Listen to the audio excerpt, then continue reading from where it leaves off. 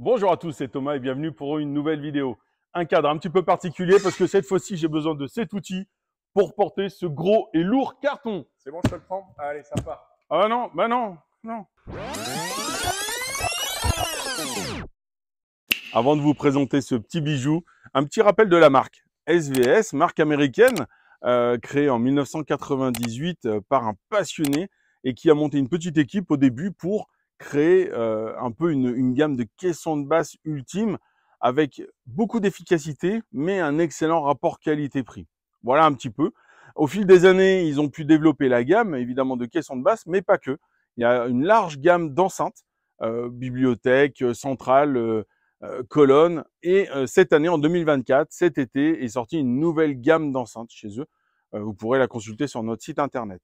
La gamme des caissons de basse chez SVS est assez facile à comprendre. Elle passe en fait de la gamme série 1000, 2000, 3000, 4000 et 16 Ultra, qui est maintenant remplacée par la gamme 17 Ultra.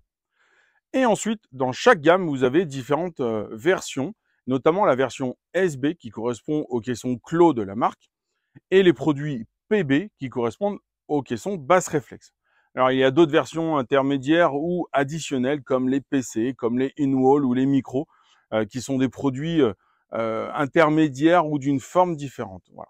Cette fois-ci, nous allons nous intéresser à une version close, donc un SB, et pour la nouvelle version 17 Ultra. Mais cette fois-ci, SVS n'a pas simplement voulu faire une évolution du SB16 Ultra, mais clairement, il s'agit d'un nouveau produit, car on va le voir ensemble, il n'y a que des nouveautés. Tout d'abord, ce qui m'a toujours vraiment étonné avec SVS sur les caissons SB, c'est leur capacité à produire des caissons avec un faible encombrement pour un rendu incroyable et surtout des performances hors normes.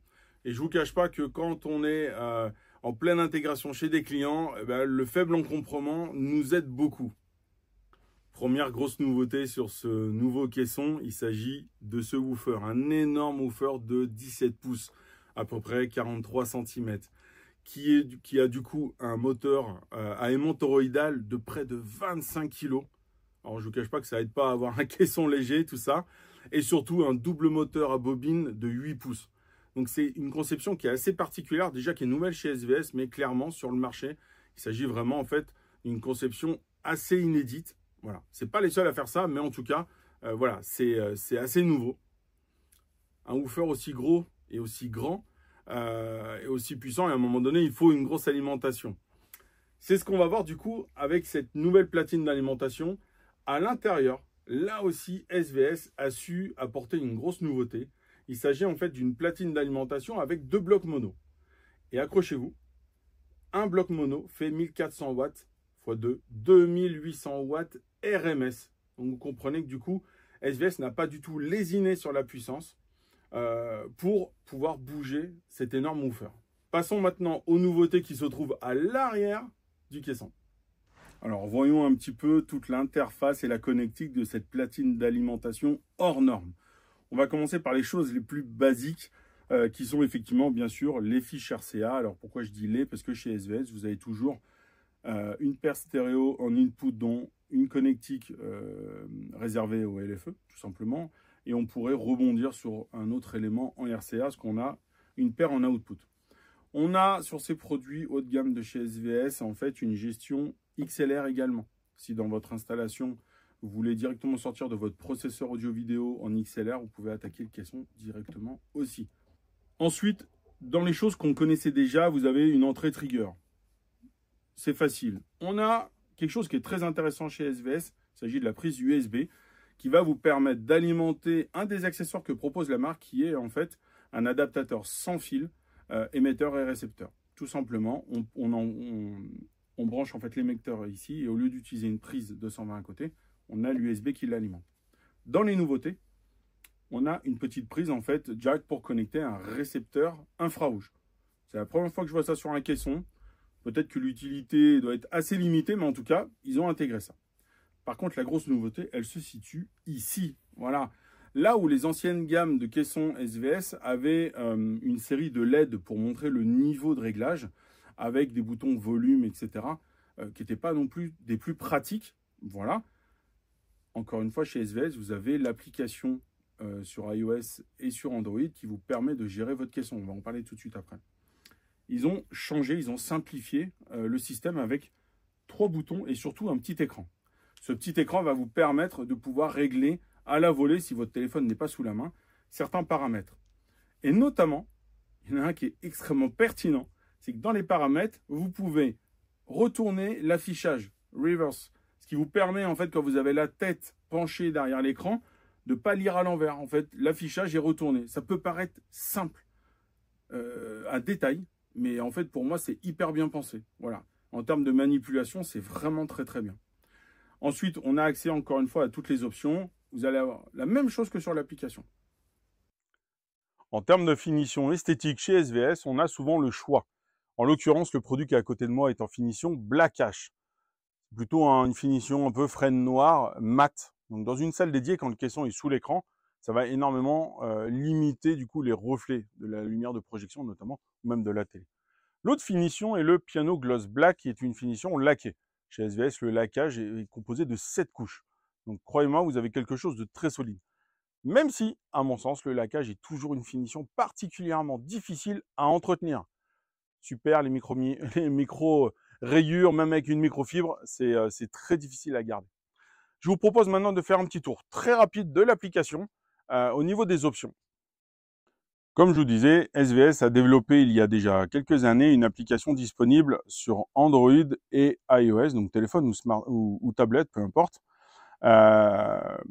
Donc l'application est facile à retrouver. La page d'accueil, en fait, elle est très simple. Elle vous permet de régler le volume de votre caisson et bien sûr de vous y connecter en Bluetooth. Vous pouvez régler, vous voyez, vous pouvez descendre jusqu'à moins 59 et remonter jusqu'à 0. 0 étant le 100%. Vous avez des presets disponibles. Vous pouvez changer des options directement, notamment le filtre passe-bas. Et si vous désactivez le LFE, vous pourrez régler vous-même le filtre avec notamment la pente. La phase également, 0,180. Vous pouvez paramétrer en fait une courbe EQ. Alors, c'est pas toujours évident, surtout comme ça sur un téléphone sur 3 bandes. Voilà, mais ça permet au moins de s'amuser. On peut tester, voilà, sachant qu'après vous pouvez le désactiver. Vous avez une petite option de room gain compensation pour des petites pièces. On peut effectivement adapter le fonctionnement du caisson dans une petite pièce, c'est assez sympa. Ça permet de limiter en fait la descente en fréquence. Voilà, tout simplement. Là aussi avec un réglage de pente. Tout ça, on peut les enregistrer en fait dans des presets. Voilà, vous pouvez renommer, sachant qu'il y en a déjà qui existent. Ensuite, dans les réglages, vous pouvez modifier le nom de votre caisson, évidemment. Tout simple. Surtout quand vous en avez deux, c'est très pratique. Vous avez la fonction d'alimentation, standby, on, ou alors vous activez le trigger. On peut resetter le caisson si on trouve qu'on a fait trop de bêtises dans les réglages.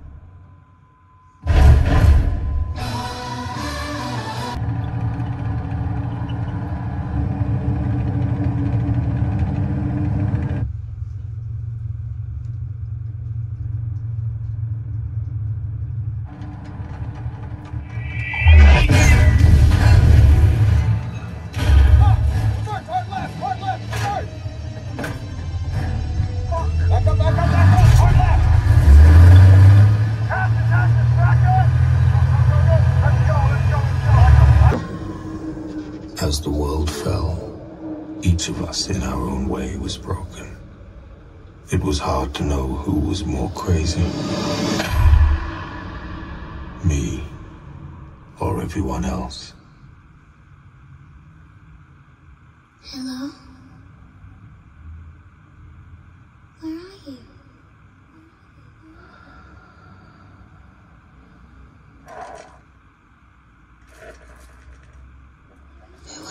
here they come again, worming their way into the black matter of my brain. You promised to help us. I tell myself, they cannot touch me. They are long dead. Nous voici donc au terme de cette vidéo de présentation. J'espère qu'elle vous a plu, j'espère que vous avez pu du coup apprendre quelques petites informations, mais surtout vous rendre compte à travers les tests voilà, de son qu'on a pu faire. Encore une fois, ça reste bien différent d'une écoute réelle. Alors comme vous avez pu vous en rendre compte, nous l'avons testé uniquement en home cinéma. On s'est concentré sur cette pratique-là. Clairement, c'est parce qu'on n'a pas eu le temps encore de faire les choses comme il faut pour le tester en hi-fi.